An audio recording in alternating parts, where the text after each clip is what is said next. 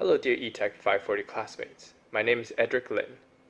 Recently, I went on a trip to Beijing, China for an important family meeting.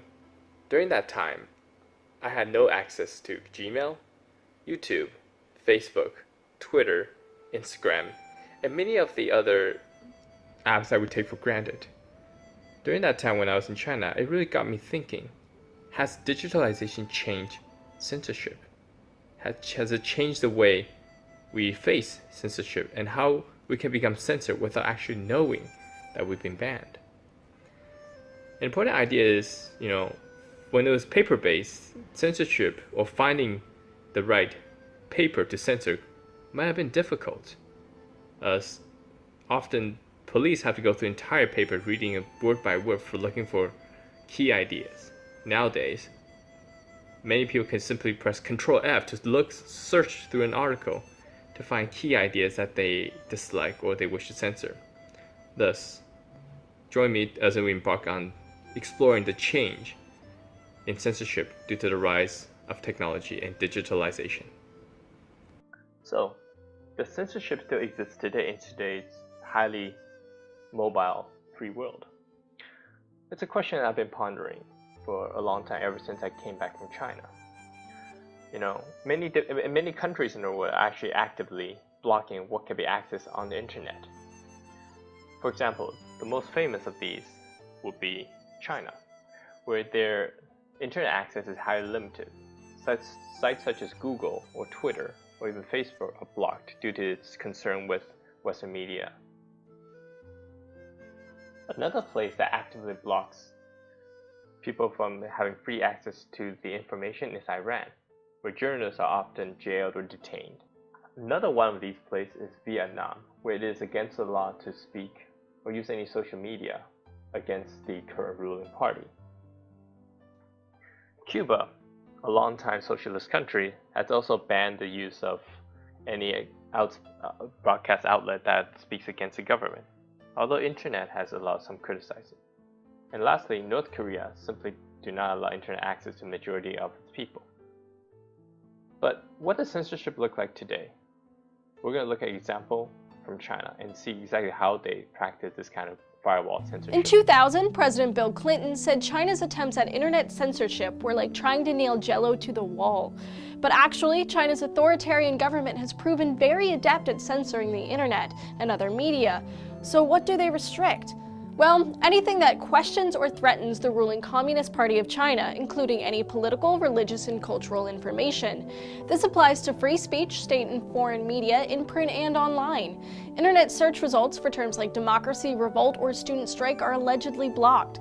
Even information about politically charged events like Tiananmen Square is restricted because it shows a side of history that the government wants to suppress. Chinese internet doesn't look like the rest of the world's internet. It's more like a closed-off bubble where only state-run websites and a few heavily censored foreign websites are allowed to operate. Facebook and Twitter aren't allowed in China because of their alleged ability to spread rumors.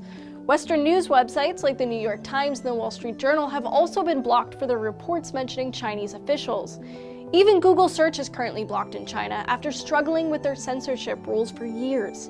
Additionally, all pornography has been illegal since 1949, including online. China has 9 government censorship agencies, employing a reported 2 million people as of 2013.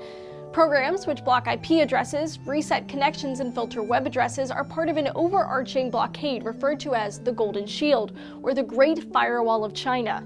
The system works so well because, unlike American websites with internet providers all over the country, Chinese websites have a few major bottleneck points, which the government can switch on and off at will.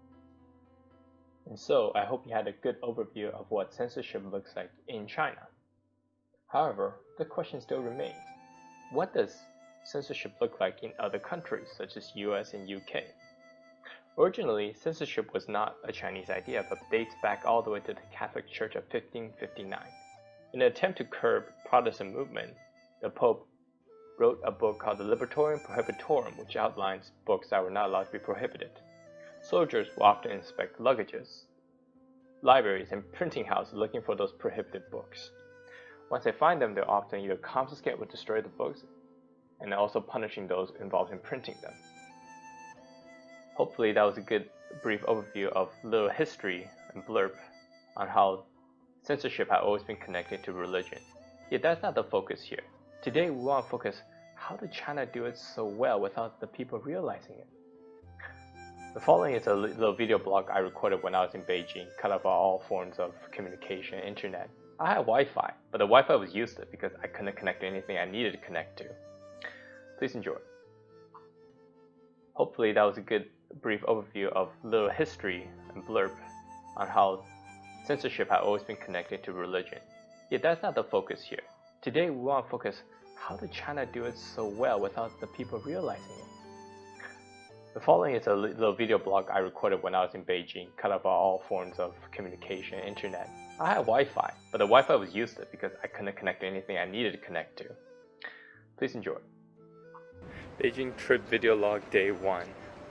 It's pretty cold out here, and I just realized I got no access to any of my normal media such as Google Map, Google, Facebook, Twitter, Instagram, anything like that.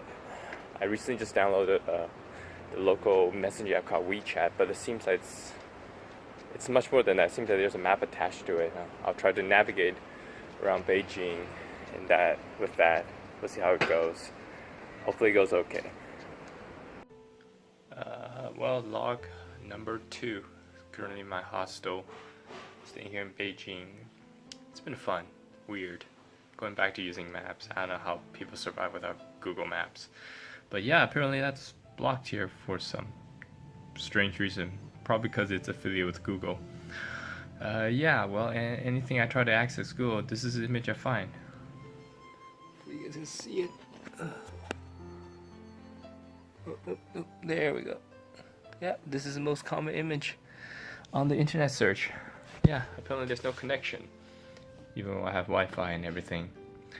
Yeah, Chinese censorship, I guess Chinese really are actively blocking their websites. Yeah, even UBC shows up the same page, no connection. I don't know why UBC is being politicized, but I guess I have to do some tunneling or some VPN stuff to access any of that. We'll see how it goes, second day. Yeah, drop by the Beijing Forbidden City. You know, it's kind of strange how you have so many people using the internet. Everybody has a cell phone, but this connection is very, very limited. It's almost ironic. So, how did the Chinese manage to censor 1.4 billion people? They done it through 4 very simple steps. First, they will channel every foreign website into 9 different gateways, which are heavily monitored.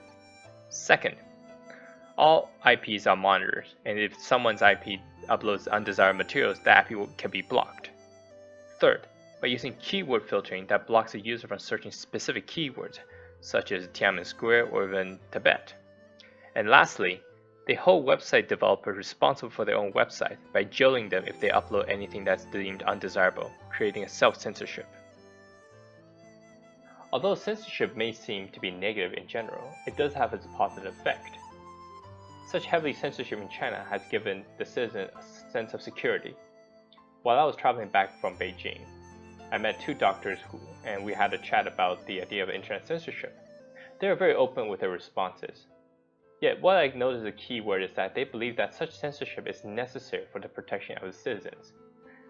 As they watched the news about the attack in US, in France, and UK, they realized that such a thing is unlikely to happen in China because radicalization has no root in a place where everything is so heavily censored.